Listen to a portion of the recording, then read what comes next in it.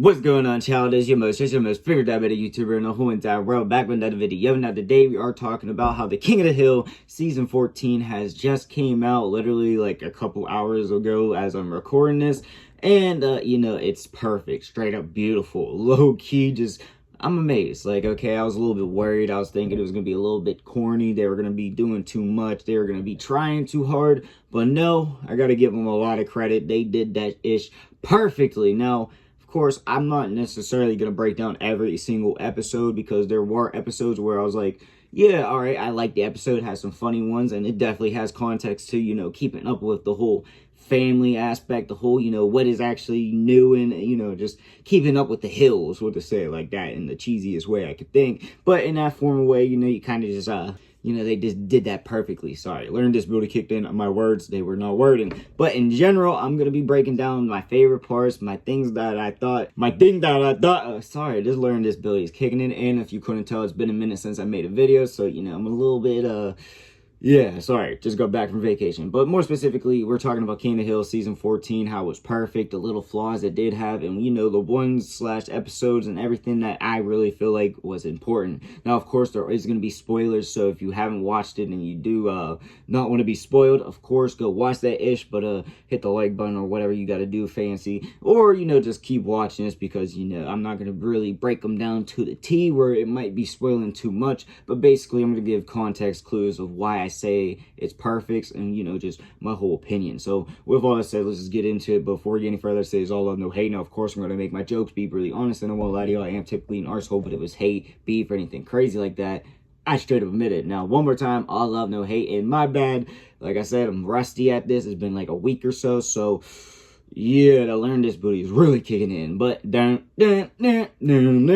was perfect. So let's get into it. Now, real quick, like I said, I binge watched it since 12 o'clock. It is, it's a little bit earlier now, but I watched it all day. I started at 12 and ended it around 10. So yeah, I mean, it was like an hour or two break in there, so don't get me wrong, but, I had to go into it. That's kind of what I was waiting for, and it was worth it. It was perfect. Now, I'm kind of sad that I did binge watch it all in one night/day, because now, I don't got shit to watch, but at the same time, it was totally worth it. It was perfect, and, I was very worried that they were going to rush it, make it too corny or something extra. So just having an opinion out of my mind / that worry, is a good relief. That's literally was my whole vacation would have been ruined just based off the fact that I came home and that shit was terrible if it was the case. But it's not the case. So yeah, I just had to put all that side notes out there. And also, I'm not going to go into full details. I already said that a little bit, but I'm not going to go into full details. It's just basically shit that I thought was important, and also it's not going to be like time organized or episode organized or anything like that, if you couldn't guess already. So one thing that I was really worried about was the whole Peggy and Hank Hill getting adapted to actually, coming back to America / the whole new America vibe, because obviously times have changed, and especially when you look at the old episodes and etc. Like, yeah, of course, we have changed, life changes, shit goes on and on, of course, but like, yeah, it drastically changed. So I do like the whole factor. I'm just going to say it as well. I like the whole factor that he was working / they were living in a whole different area where it basically was an isolated wonderland of America ideals or whatever.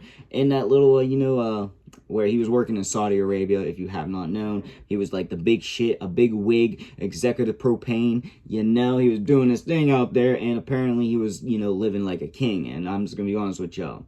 It was doing so good that they were calling him at like damn near a week, if that, after he retired and moved back to the States to try to offer him more money, bigger houses, more fun toys, like all kinds of shit. A house with a bowling alley, and honestly, if it was me, it was only for 2 years, I probably would have caved in. Like, yeah, I guess so. Yeah, fuck it. Let's go. I'm going back. If you're not coming with me, Peggy, it's all right. So, I will say that as well. Hank Hill was killing it out there. But the way they adapted them being out there / the whole time period of them growing up and etc., it really morphed out perfectly. Now, yes, the first couple, maybe just the first episode or the first two, they had some moments where it was like, man, they really weren't adapting it really well. They were making it too obvious that they were, trying to. But at the same time, I think after, like, you fully see them get Girl Scout cookies, yeah, after that, you kind of see the shift of where it actually becomes normal, where they're basically not drastically,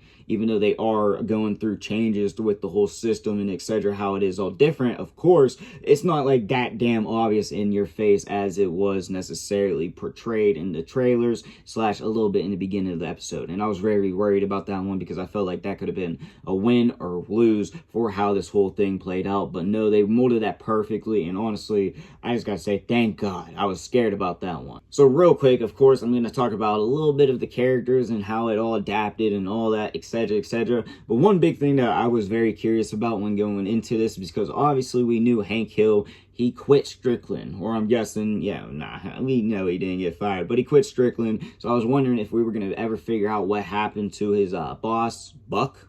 Could be wrong. I don't know if I got that wrong right now in my mind. But, you know, whoa. Keeping that shit in there. That learning disability came out crazy. But I was wondering what the adaptation slash if we were going to hear what happened with him and Buck, or if they still even have a relationship. Now, they do somewhat, but at the same time, it still seems like the same grimy-ass relationship where, yeah, that they had in all the other episodes. And yeah, I'm just being honest with y'all. It seems like Buck is still doing his thing, living life. I mean, yeah, he looks like he's going through it at the same time, but he still got his money, and it doesn't seem like shit has changed. Now, one thing is, Hank goes to him for advice about a business, which I'll get into how he still gets screwed over, but at the same time, not screwed over fully.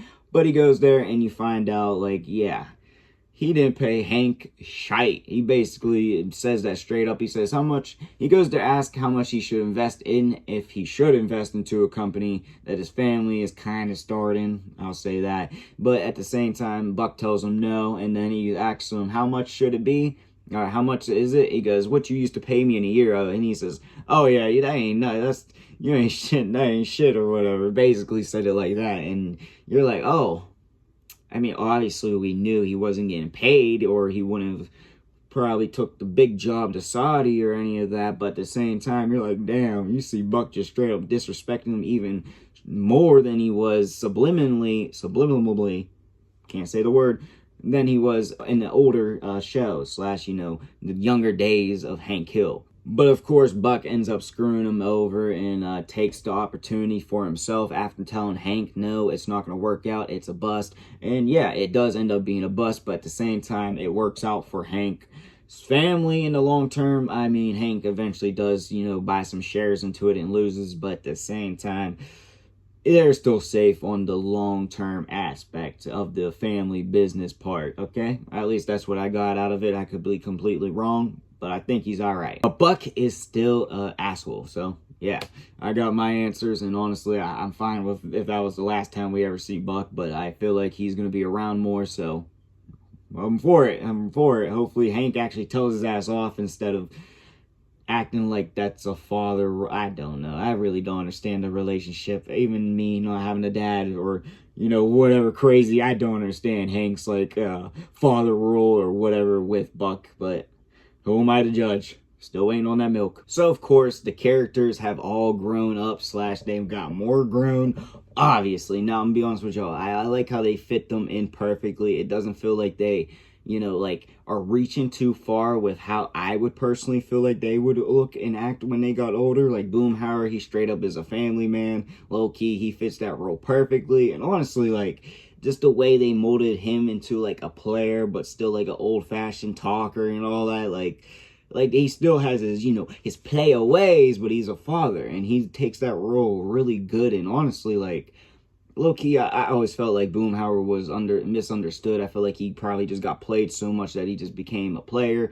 and that was kind of the role he fit. I feel like he would have been a Hank Hill type of father, and honestly, like, he straight up is proving that. And I wasn't too sure how much we were going to see of that, or if we were going to see anything in general, but yeah, like, he straight up just bonds with his stepson. Like, I ain't gonna lie, like, he good ass dad. I know he's not the bio, but he damn near is like a good ass role model. All right, I'm just saying that. I don't think we are gonna ever see his, you know, stepson's actual dad, but what the hell do I actually know? Like how Bill basically became a house dweller, and then once Peggy, Hank, and all of them are back, he, gets the like energy slash joy slash he just the urge to actually live again, which yeah, sounds wild, but at the same time, when you think about Bill, how he was like damn near only surviving because of them, but I'm just gonna say it out loud, like they molded that shit perfectly. But yeah, he is a little bit out of shape and all that, but they basically just proved that that's Bill, all right? He was just letting himself go. He was just being late. Like, they didn't make it a huge thing, but at the same time, they did make it a huge point of the show,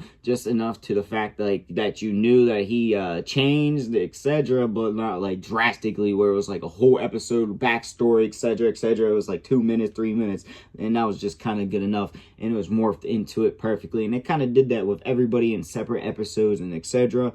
Now, we only get 10 episodes, which breaks my heart, but at the same time, the way they did it all perfectly with the characters, how they molded them, how you see the growth, how you see them age and everything was actually perfect. And I'm just going to say it, usually I don't like pay attention too much to it, but like the graphics of the actual show itself were pretty on point as well. Like it did remind me of the old-fashioned way slash how they used to have them, but at the same time, it seems like it's a little bit like updated as well. I mean, obviously, so yeah, I'm just going to give credit right there too. I didn't think it was sloppy. I didn't think it was cheesy or anything. I thought that shit was gorgeous as well. Now, I know there's really not too many flaws with what I actually saw in this, because I think the jokes they were hitting, the way they molded everything was hitting. And honestly, I just think everything about this was damn near perfect. And this was me coming into it being worried that it was going to be one of those revivals where you're like, oh no, we should have just kept that shit dead. And also, let me just say it, since I brought Bill up so many times, I will admit that my favorite episode is probably like a Bill episode, not fully, but kinda. But basically, you find out that Bill actually did make some friends, okay? Now, he made some friends at the barbershop, which has people shocked. They all thought he was, faking it. And Hank goes to the point where he's actually driving around town, following Bill down to these this barber shop. And honestly, like, he goes out, he confronts them, and he's like, can I go in and meet them, or you want me to go in and meet them? I forget how it actually happens. So he goes inside, and they find out, yeah, Bill actually is friends with these dudes, but they think Bill is living a life that Hank is living down there, okay? Because they think Peggy is Bill's wife.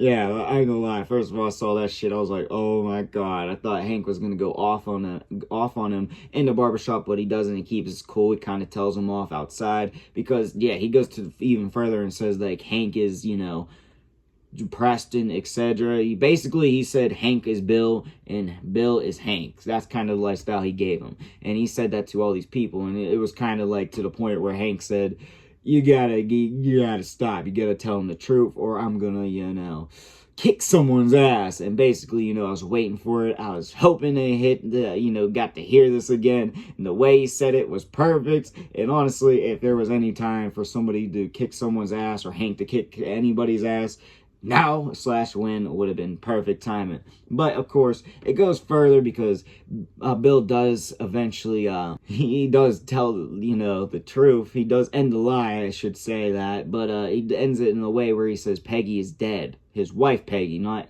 Hank's wife Peggy, which I know is the same person, but he says she's gone. And he basically has a whole damn near funeral at his house, which is funny as hell because you have Hank and Peggy literally just standing outside type deal. I don't know. It's funny as hell. So yeah, I don't know. That was like my favorite episode. I loved all the episodes. Maybe the first one was like a little but at the same time it was like a good opener. But this was my favorite one. He straight up made a whole fake life and just ended it like that with no repercussions. Some pee shit right there. Alright, I'm just thinking about it. That's some low-key pee shit.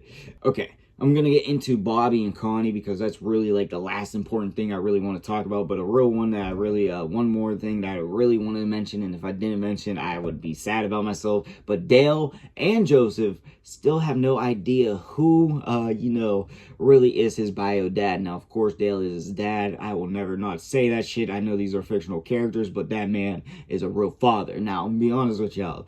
it's just so obvious, especially the way he grew up. You could just tell that he might not be related to. I mean, obviously, shit. We seen, yeah. I mean, I don't gotta explain it. You know the whole riff of the show, but in general, like they don't have no idea. Like he still seems to be trusted. They're like real stilly close, and yeah, it's just kind of crazy. And it goes to the point that Bobby and everybody even knows to the point that they're trying to push Joseph to spend some time with John Redcorn, like not fully. That's like not a full like subject of the like season or anything, but like a little quick 2 minutes at the end of the show. It was kind of like made known, especially since you see them riding horses in like a daydream type scenario. So yeah, like you can kind of tell that they have no idea.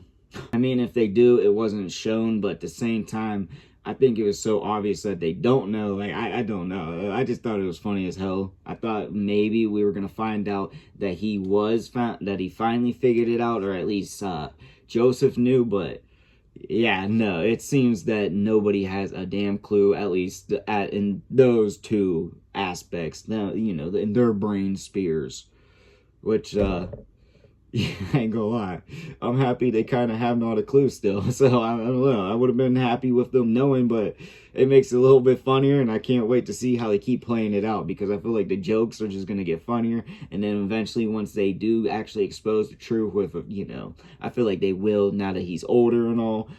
I think it would be funny as hell. I don't know. I'm happy. I think it's funny. I wait the way they play it out and all that. I think it's gonna be amazing once they do the climax and all that on this type of who is the bio dad, because for a minute it was the aliens. So yeah, I don't know. I love that. I'd be ashamed if I didn't mention that as well. That's a huge part. Damn it. Now, it had a lot of struggles because Connie was dating Chain, which, well, not necessarily dating. They were in something that I don't understand. I mean, I get it, but I'm not here to judge. They were in some type of relationship where they weren't in a relationship. I don't know. I'm 24. This is all that's new to me. I've never heard of that shit. But in general, like, yeah. So basically, they're in a relationship. You see, Bobby is kind of still in love with her, and he does win her at the end of the day. Now, I'm not saying I would have went after it or whatever myself personally. I'm thinking, these are fictional characters and all. But if I was in Bobby's shoes, I don't know if I would have went for it, because Bobby low-key was a player. Like, he wasn't actually a player. He was looking for love and everything like that, which is very respectful because I understand it fully. But like, he was just getting women without even trying, just being himself, which you still see some like self-esteem issues a little bit with Bobby, but not fully. You see him still getting into himself, and I like that they did show that as well. It wasn't something that was like hugely noticeable or etc., but like there was something I did like. Now, when it came to Bobby and Connie, he got with Connie. Then, the last episode's kind of where you see like it all end. Like, obviously, the last episode. But, like, they're just hanging out with each other, vibing. She's off the silly gas because they went to a trampoline park, and yeah. But, yeah, so she's off the silly gas and being brutally honest, and things just look perfect. And that's kind of how they ended. So you got, like, a good love story / you see Bobby and Connie are back together, and low-key, like, that's all I wanted to know. I mean, there was a lot I wanted to know, obviously, but I really wanted to know how it was actually going to play out, especially since they kind of played it out on the first episode as she was literally just here for Chain and Chain only / I thought that's how they were going to play it for damn near the whole season, or at least one season, because we always know how that was going to play out. At least I thought it was. But yeah, I love it. It's beautiful. They're together. I mean, I think so. I don't know. We'll have to wait for the next season, or hopefully there's the next season, but hopefully next season we'll see how their love goes crazier, and especially with Bobby being a chef and everything, her going to college, them talking about going overseas for, certain reasons, etc. Is like, I just can't wait to see how this all plays out. And I feel like, that boy ain't right.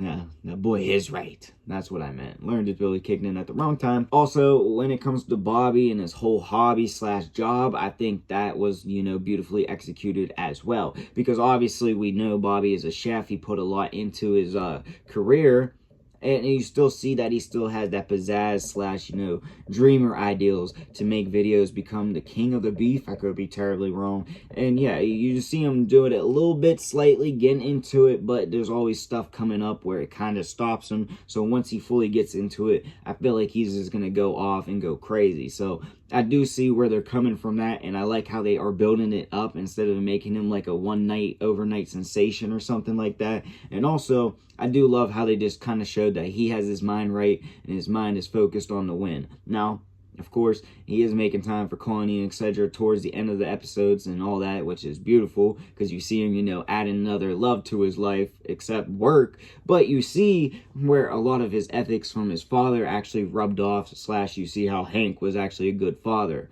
Now, of course, we see Hank take his initiative towards the end of his career and, go for the money, go for the win. And yeah, I mean, obviously he was doing the right thing. He was working a career. I'm not judging. I'm not saying anything crazy like that. But you don't see him really take an initiative like he did because he was he moved to Saudi and got that money. So you see him take a full initiative at that point. But you see how that eventually rubbed off on Bobby. Now, I'm not going to say fully, but at the same time, you kind of see it. Now, of course, Bobby takes it to the max because he takes it he got his own damn restaurant. Well, he's a part owner of it. He owns 15% if I'm not wrong, but he puts it all into it. He's the master chef, etc. of like a Japanese, German fusion, I can't remember for sure, type of restaurant. And you see how he goes to the full max. He likes to be particular with the coal, and just everything has to be perfect. And honestly, you just see everything rub out. Pause. Now, you see a lot of influence from his father, except you see him also take a lot of what his father taught him to max it out. And honestly, I feel like, yeah, that was just beautiful, especially since you really were wondering how a grown-up version of Bobby was going to be. Because, yeah, a lot of people are saying he was about to be a full-on YouTuber, famous, etc. But really, he's just coming up in life. He's still 21. He's got his own business and shit. Like, low-key, he's doing it the smart way, like the long-term way. Like, if I could have done it that way, I would have done it fully. I mean, I'm not a chef or anything like that, but, like, I'm just saying, like, a 21-year-old doing all that, he's got his mind right. And obviously, his dad had his mind right when he was his age and before, etc. So, it makes all sense. Now, I had to just give a lot of credit for that because I was worried that maybe Bobby was just going to be an overnight sensation. They were going to dramatize that and make it like a pop show type thing. And, the seriousness of Bobby and his whole family kind of weren't going to be there.